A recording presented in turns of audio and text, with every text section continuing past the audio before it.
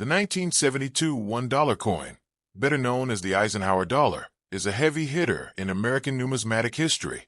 It represents a bridge between the old world of silver coinage and the modern era of base metal currency.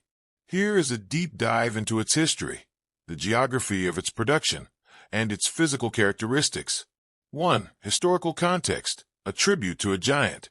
The Eisenhower dollar was created to honor two major events in American history. Dwight D. Eisenhower, following the death of the 34th President and General of the Army in 1969, there was a public outcry to honor him on a coin. The moon landing, 1969, also saw the success of the Apollo 11 mission. Since Eisenhower had signed the legislation creating NASA in 1958, Congress decided to commemorate both the man and the mission on a single coin. +1. The silver debate. By 1972, the U.S. had moved away from silver for circulating coins, switching to copper-nickel in 1965. However, a heated debate occurred in 1970 regarding whether a prestige coin like the dollar should contain silver. The compromise resulted in the 1972 coins you find in your pocket being base metal, while special collector versions were minted in 40% silver. 2. Geography. Where was it born? In 1972, 3 different mints across the United States produced these $. You can identify their origin by looking for the tiny mint mark above the date. Mint location: mint mark. Purpose: Philadelphia. Unproduced business: strike coins for general circulation. Denver D produced massive quantities for general circulation. San Francisco S produced blue ikes, uncirculated 40% silver, and brown ikes, proof 40% silver, for collectors. 3. Physical description. The 1972 dollar is a large-sized dollar, much bigger and heavier than the modern gold-colored Sacagawea or Susan B. Anthony dollars. The obverse front. Portrait. A left-facing profile of Dwight D. Eisenhower, designed by Frank Gasparo. Inscriptions. Liberty arcs across the top. In God We Trust is tucked under his chin, and 1972 sits at the bottom. The type varieties. Interestingly, for the 1972 Philadelphia Mint, there are 3 distinct varieties, Type 1, 2, and 3, based on how the earth looks on the back. Type 2 is the rarest and most sought after by collectors. The reverse back. The design, based on the official Apollo 11 mission insignia. Imagery. An American bald eagle clutching an olive branch, symbolizing peace, is shown landing on the moon. In the background, a small earth is visible hanging in space. Inscriptions. United States of America and $1. The Latin motto, E pluribus unum, is placed above the eagle. Composition and specs. Circulating version. 75% copper, 25% nickel clad to a pure copper core. Weight, 22.68 grams. Diameter, 38.1 millimeters, 1.5 inches. 4. Why don't we see them anymore? The 1972 Eisenhower dollar was technically a success, but it was physically too large. People found them heavy and cumbersome for daily transactions.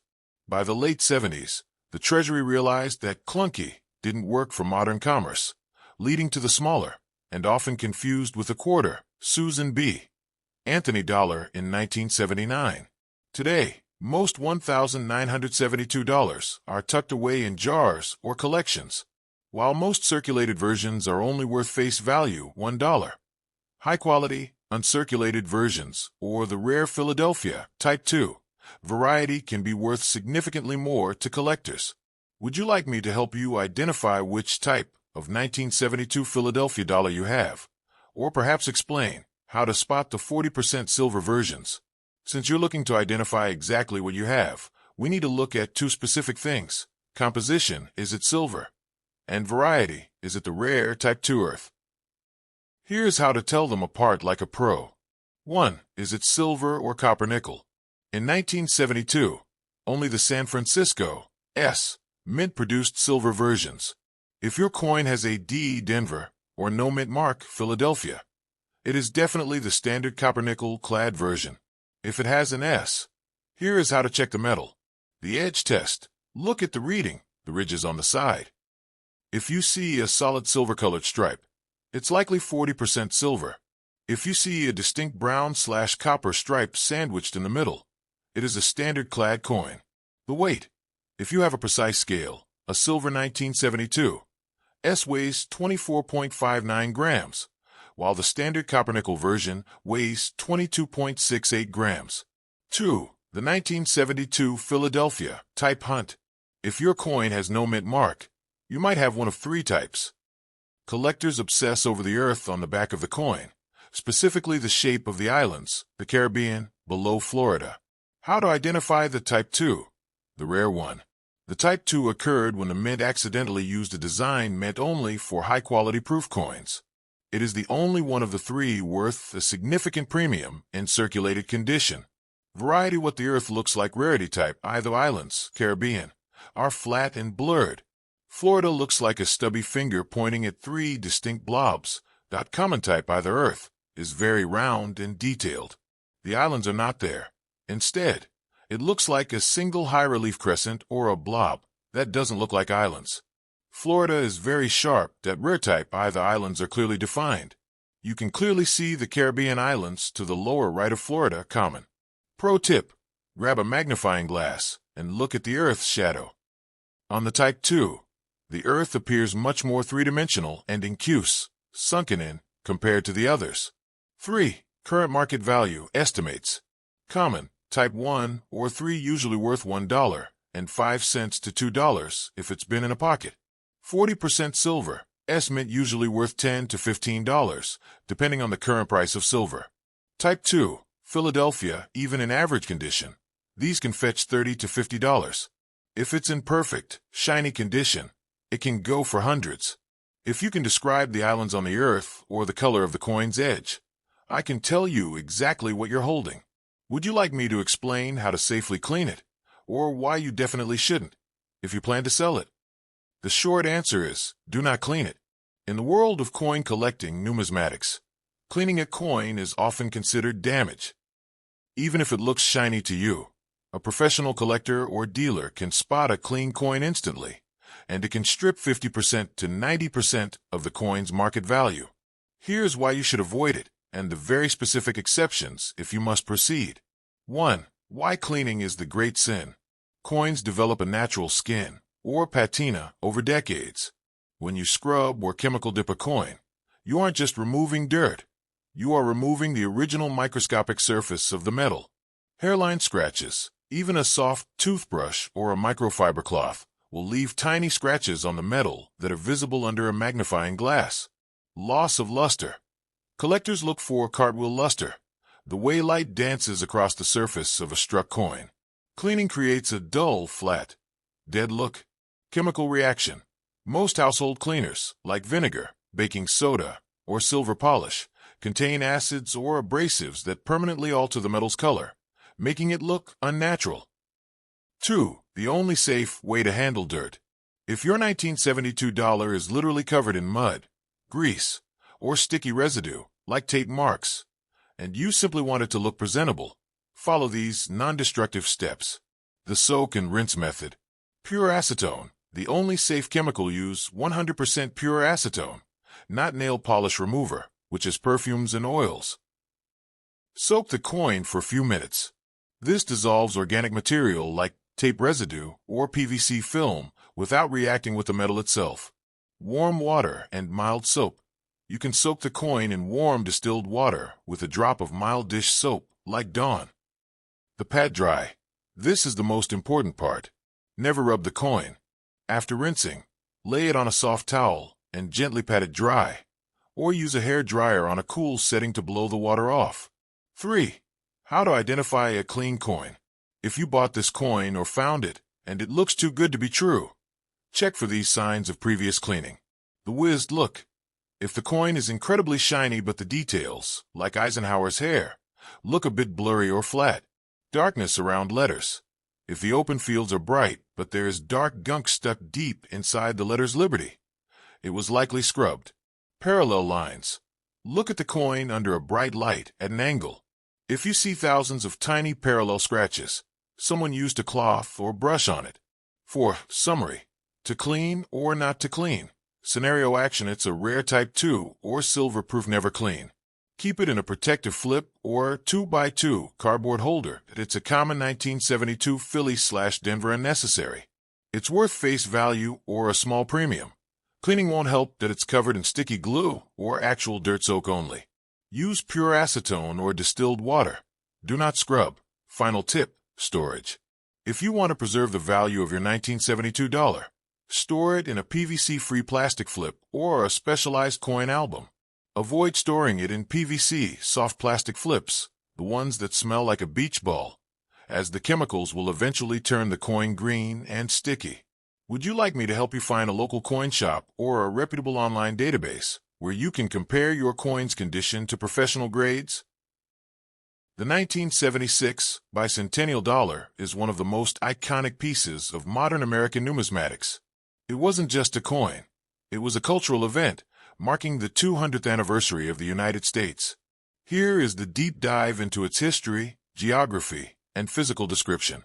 Classical building historical context. The double-dated dollar. The 1976 Eisenhower dollar, often called the Ike, was part of a special trio of coins, alongside the quarter and half dollar, redesigned to celebrate the American bicentennial. The missing year. You will never find a dollar coin with the date, 1975. To ensure enough coins were available for the 1976 celebration, the Mint began striking 1776 to 1976 dated coins in 1975. +1. The legislative push. Congress passed Public Law 93 to 127 in 1973, authorizing a nationwide competition for the reverse designs. The designer, while Chief Engraver Frank Gasparo designed the head side, the tail side was won by Dennis R. Williams, a 22-year-old art student. He remains the youngest person to ever design a circulating U.S. coin. Globe showing Europe-Africa, the geography of minting. Where your coin was born tells you a lot about its rarity and value. You can find the mint mark on the obverse, head side, just above the date, and below Eisenhower's neck. Mint location. Mint mark. Purpose. Composition. Philadelphia non-general circulation copper nickel, clad. Denver D general circulation copper nickel, clad. San Francisco S collector versions, both clad, and 40% silver. The geography of the reverse. The design itself represents a bridge across time and space, literally. It features the Liberty Bell, representing 1776 Philadelphia, superimposed over the moon, representing the 1969 Apollo 11 landing.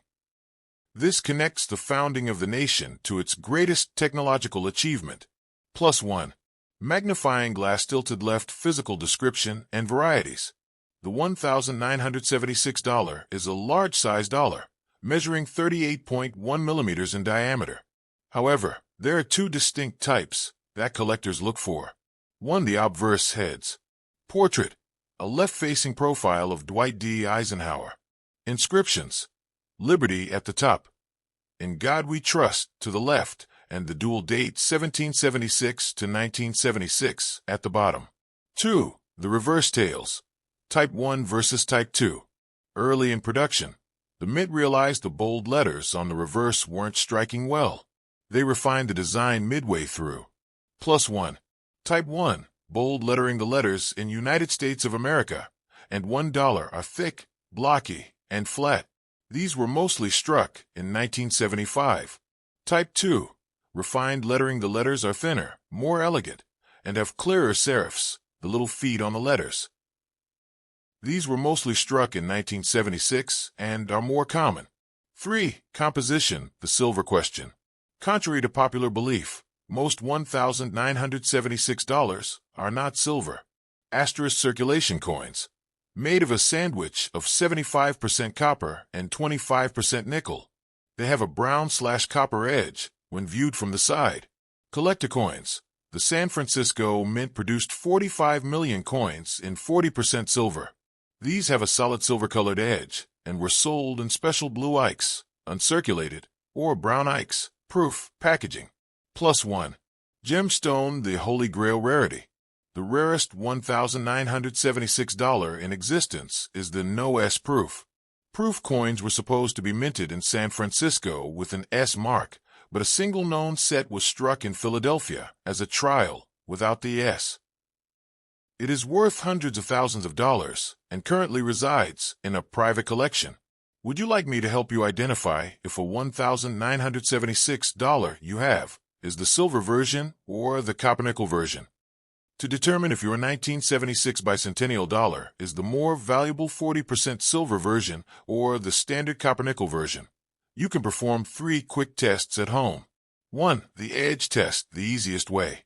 Hold the coin vertically and look closely at the third side, the reeded edge. Copper-nickel. Common, you will see a distinct orange or copper-colored stripe sandwiched between 2 silver-colored layers. This indicates a clad composition. 40% silver. Collected, the edge will look solid silver/gray all the way across. There should be no trace of copper or brown. 2. The mint mark check. Look at the front of the coin, just above the ear and below Eisenhower's neck. No mint mark. Philadelphia, it is copper-nickel. Worth face value. D. Denver, it is copper-nickel. Worth face value. S. San Francisco, it could be silver, but be careful. The San Francisco Mint also made copper-nickel versions for proof sets. If you have an S, move to the weight test. 3. The weight test. If you have a digital kitchen or jewelry scale that measures in grams, this is the definitive truth test. Composition: exact weight, standard copper. Nickel 22.68 grams, 40% silver 24.59 grams. Note, because silver is denser than copper, the silver coin is nearly 2 grams heavier. If your coin weighs roughly 24.6 g, you have a silver winner. 4. The ping test, advanced. Use this only if you can do it safely over a soft surface. Copper-nickel, when gently tapped with another coin or dropped carefully on a hard surface, it produces a dull thud or a short, high-pitched clink. 40% silver. Silver has a natural resonance. When struck, it produces a clear, high-pitched ring that sustains for a second or two, similar to a tuning fork. What is it worth? Circulated copper-nickel, generally worth $1 to $2. They are very common. 40% silver, mint, depending on the silver market and condition. These usually sell for $10 to $25 each. Would you like me to explain how to identify the Type 1 versus Type 2 lettering on the back of your coin to see if it's a rare variety? Distinguishing between Type 1 and Type 2 is the treasure hunt, part of collecting 1976 dollars. This change happened because the U.S. Mint realized the original design was too heavy for the coin striking machines to handle effectively. Flip your coin over to the reverse tails side and look specifically at the words United States of America and $1. Magnifying glass tilted right, the visual comparison feature. Type I, the bold version. Type 2, the refined version. Lettering style: bold, blocky, and thick. The letters look flat and heavy, thin, elegant, and sharp. The letters have clear serifs, little feet. Spacing letters are closer together. The O in dollar looks almost square. More breathing room between letters. The O is a clear, round oval. Production year mostly struck in 1975, labeled 1776 to 1976. Mostly struck in 1976, at rarity generally harder to find in high grades. The most common version found in pockets. Light bulb, the secret identification trick. If you find it hard to tell if a letter is thick or thin, look at the letter R in dollar. Type 1. The leg of the R is straight and very thick. It looks like a sturdy block holding up the letter. Type 2. The leg of the R has a slight curve or kick at the bottom. It looks more like calligraphy than a block. Money bag, which one is worth more? For the coins you find in your spare change, the copper-nickel ones from Philadelphia or Denver. Type 1. Bold, these are slightly scarcer because they were only minted for a short window. In perfect, uncirculated condition, they can carry a small premium. Type 2. Thin, these are the standard common bicentennial dollars. Millions were made. The big winner. If you have a 40% silver mint coin, the Type 1 is significantly rarer than the Type 2. Most silver bicentennial dollars were Type 2, so finding a silver Type 1 is a great catch for a collector. Do you have a magnifying glass or a clear photo of the back of your coin? I can help you describe the letters if you're stuck. Since you have the coin in hand, let's do a final side-by-side check to confirm exactly what you're looking at. If you look at the back, the side with the Liberty Bell and moon, focus your eyes on the word states. Shield the type 1 bold look. The S. The ends of the S look very blunt and thick. The E. The horizontal bars of the E are fat and almost touch the letters next to them. The A. The hole in the middle of the A is tiny because the surrounding metal is so thick. Vibe. It looks like it was typed in bold on a typewriter. Sparkles the type 2 refined look. The S. The S has elegant pointed tips serifs. The E. The bars are thin and there is plenty of white space around the letter. The A. The hole in the A is a clear, open triangle. Vibe. It looks like classic or fancy print. Magnifying glass tilted left, quick summary table. If you want to know the collectability of your specific combination, check this list. If your coin has, it is likely, value estimate circulated. No mint mark plus bold letters, 1975 Philadelphia type, $2.00, $5.00, no mint mark plus thin letters, 1976 Philadelphia type $2, $1.05, $1.50 inch D. Mark plus bold letters, 1975 Denver type, $2.00, $5.00 D. Mark plus thin letters, 1976 Denver type $2, $1.05, $1.50 S. Mark plus silver edge 40% silver collector coin, $10.00, $20.00 plus one last pro tip. The tail of the moon. Look at the moon on the back. On the type 1, the craters on the moon are often a bit blurry or shallow. On the type 2, the moon has much sharper detail, and you can see the craters more clearly because the mint improved the dye's depth. Based on those descriptions, which one do you think you have? If you can describe the S in states or the R in dollar, I can give you a final verdict.